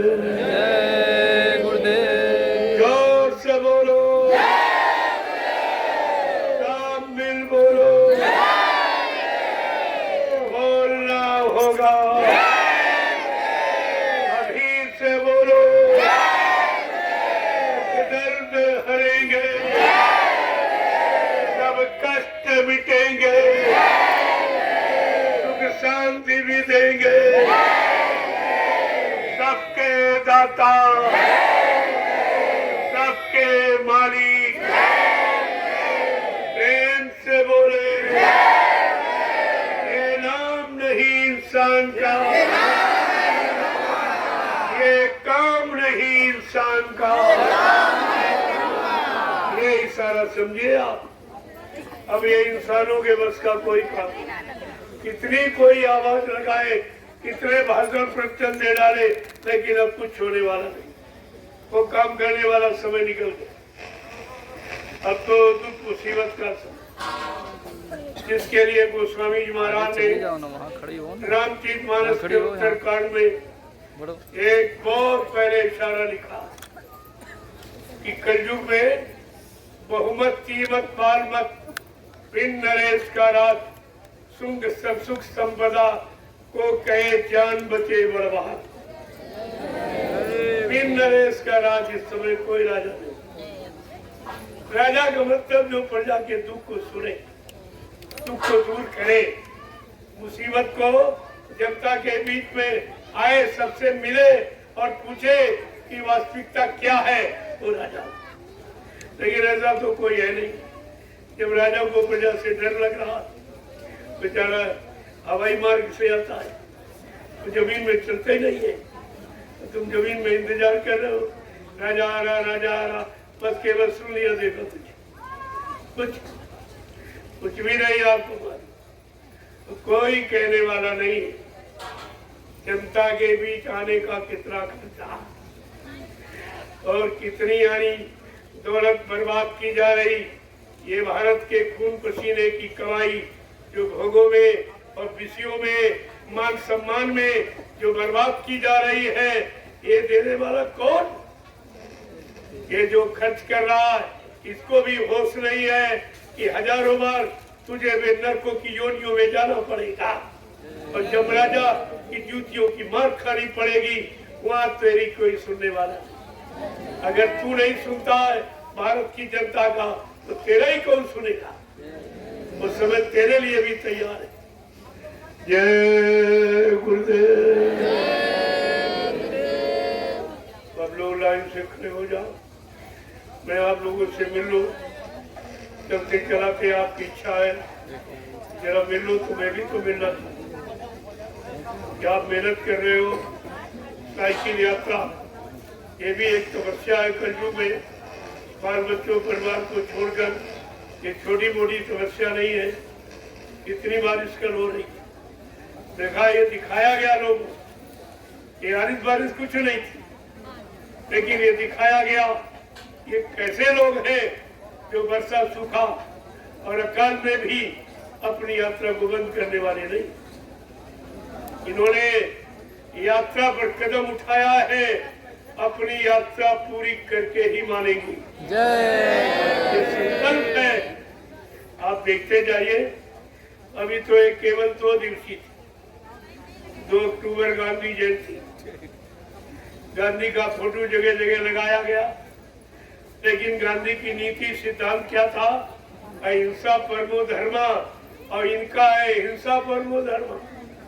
लाखों गायें रोज काटी जा रही, लाखों जीव मुर्गा, बकरा, मछली छोड़कर, गर्भपात, नसबंदी छोड़कर ये कितने हिंसा, हत्या हो रही। क्या ये गांधी का वसूल है? क्या गांधी की इसमें कोई गौरव गरिमा है? क्या गांधी का कोई इसमें सम्मान है? उनका सिद्धांत अहिंसा परमो धर्मा और इनका सिद्धांत हिंसा परमो धर्मा, एकदम उल्टा। ये सब गुमराह कर रहे आप। ये गांधी को कोई नहीं मानता। ये जानते नहीं कि गांधी का सिद्धांत क्या, गांधी का वसूल क्या था। आखिरकार उन्होंने लंगोटी क्यों लगाई? आपको कोई लंगोटी नहीं लगा, कोई नहीं। इसलिए पालन तो वही करेगा जो अक्षरशः पालन, उसका पालन करना माना जाए, लेकिन ये कोई नहीं करता। ये लंगोटी अभियान कोई नहीं जानता, लेकिन आपको तो बताया गया, ये करके हम दिखा देंगे सब। ऐसा नहीं है, ये सब करके दिखा दिया।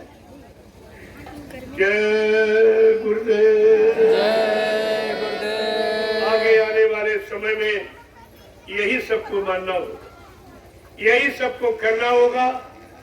जो राजनीति करेगा, भारत जैसे धार्मिक देश की भारतीयता को लागू करने के लिए उसको इस पोशाक में आना पड़ेगा, ये पालन करना पड़ेगा, तब ये भारत की जनता समर्थन देगी, जनता समर्थन नहीं।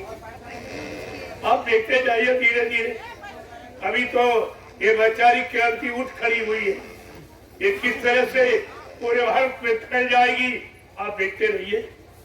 जय गुरुदेव। जय गुरुदेव। अब आप लोग लाइन से जल्दी से मिलो, ताकि आपका समय हो गया चलने का, क्योंकि अब लगभग 40 किलोमीटर चलना होगा।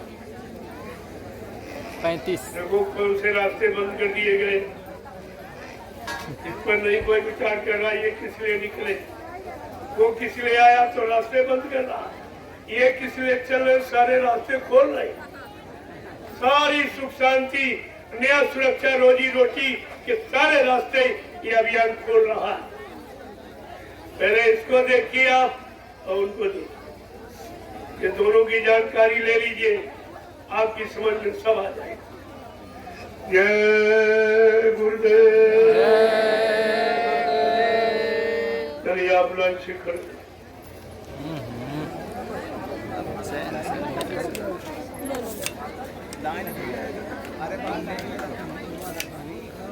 झोली उठा दीजिए।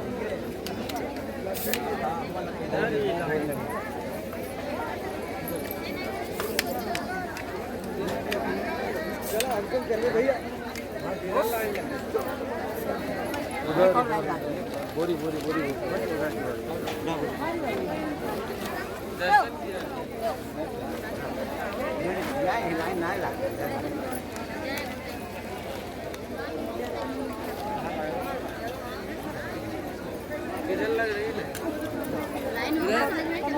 कहाँ जाना है?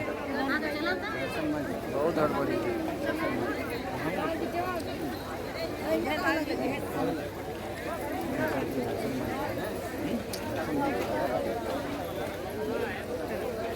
अरे यहीं से लगेगा, कहाँ?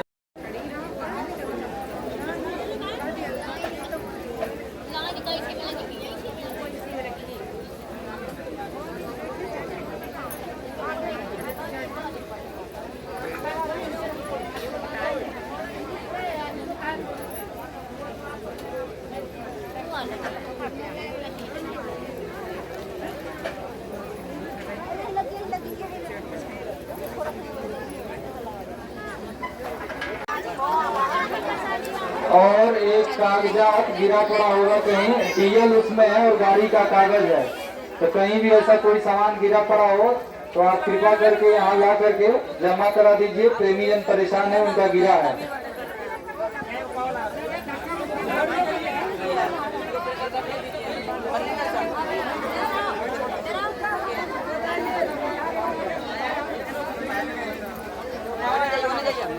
रोने जाइए ना आप।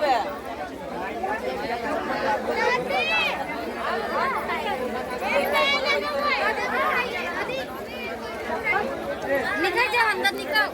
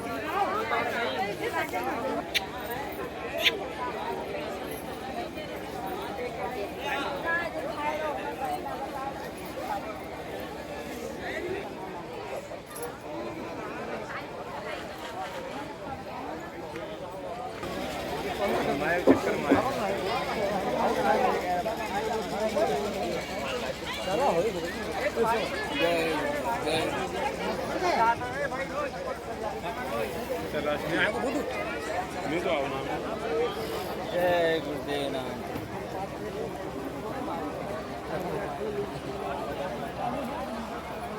इधर से निकलिए, इधर दूर में जाना पड़ेगा, इधर से निकलिए।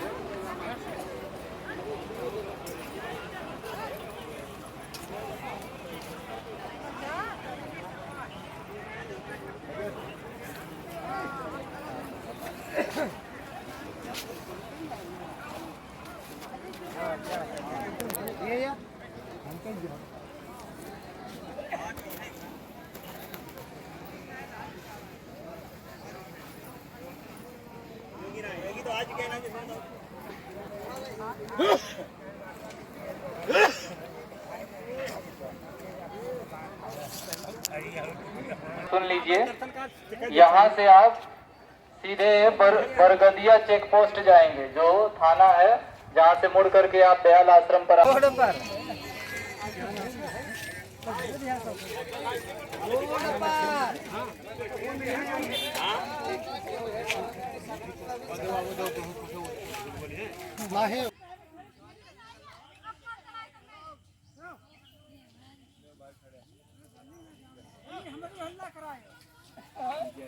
हरी झंडी पहुंची ना है, हमारी हल्ला कराए। अरे झंडी ना पहुंचे तो बिना आँखें के झंडी वाले की आँखें चली मुझे याद है तो ही तो फिर चलाओ।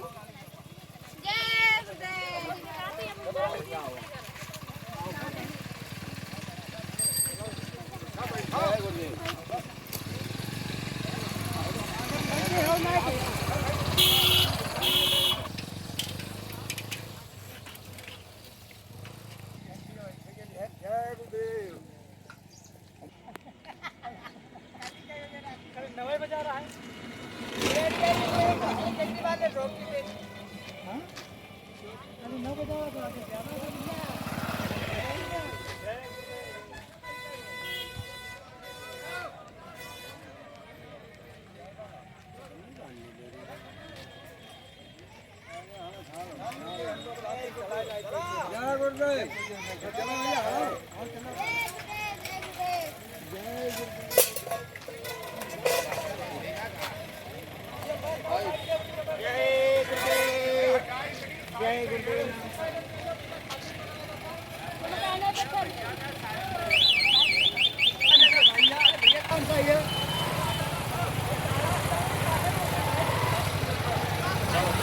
लाइन में लगाओ, लाइन से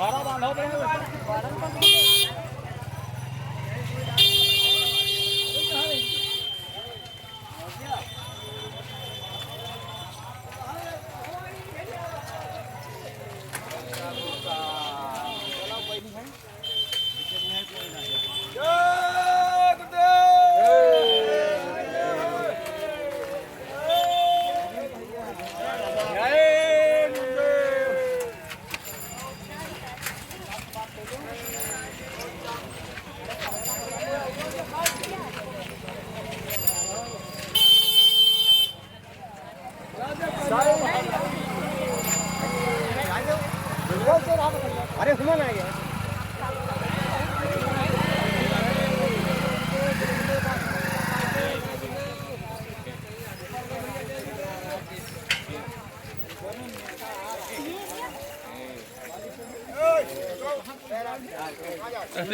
कहीं रास्ते से नहीं आएगा, ऊपरी रास्ते जय गुरुदेव,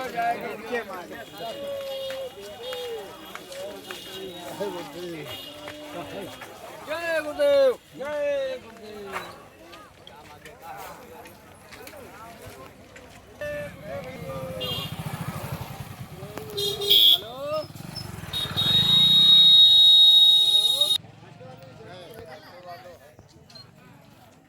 जय गुरुदेव, जय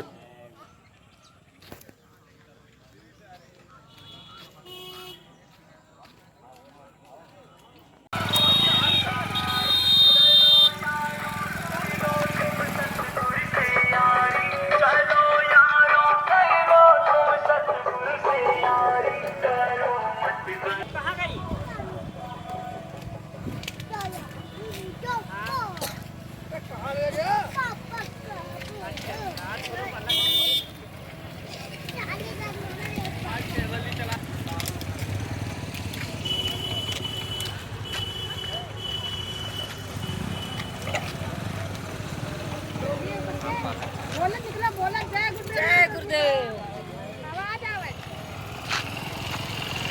कतका बोलत रहे जय गुरुदेव।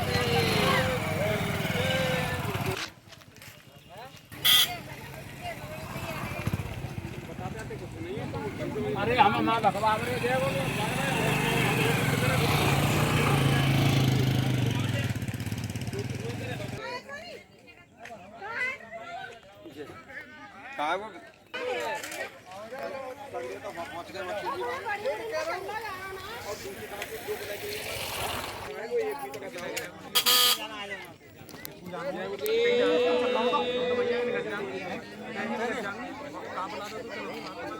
सुनो यहाँ पे चल रहे हैं वहाँ तक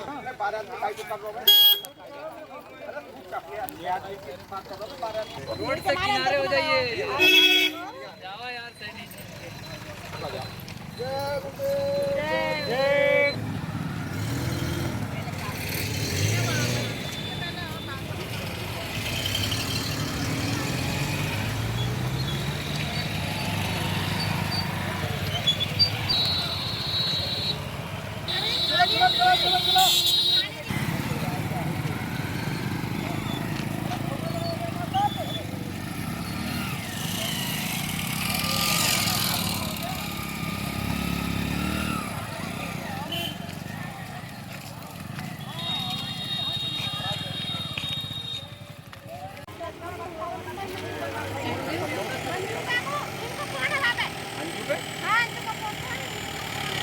फोन करेंगे गाड़ी देख रहे हैं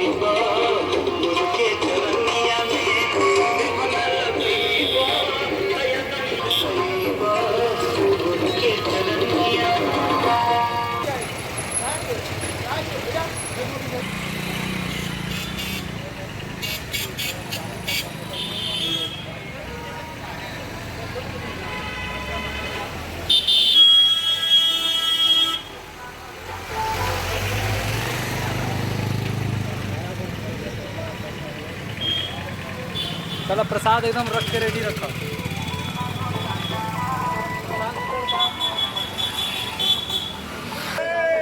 हाँ मम्मी अरे पापा वाले प्रसाद ले लो।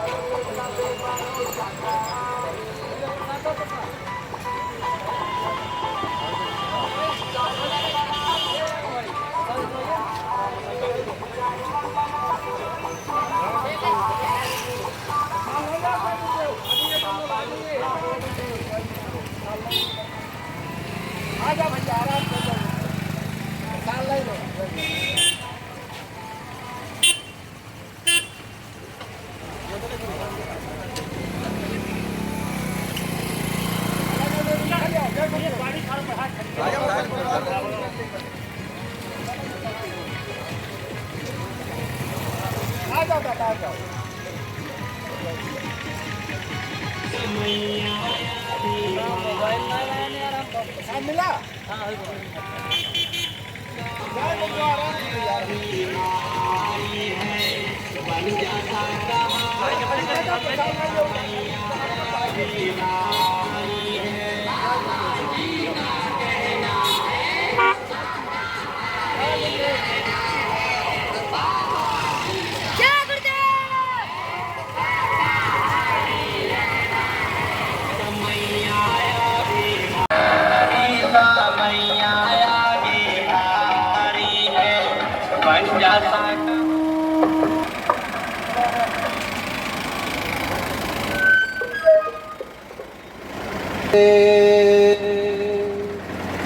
तो आज आपका भाग्योदय हो गया है।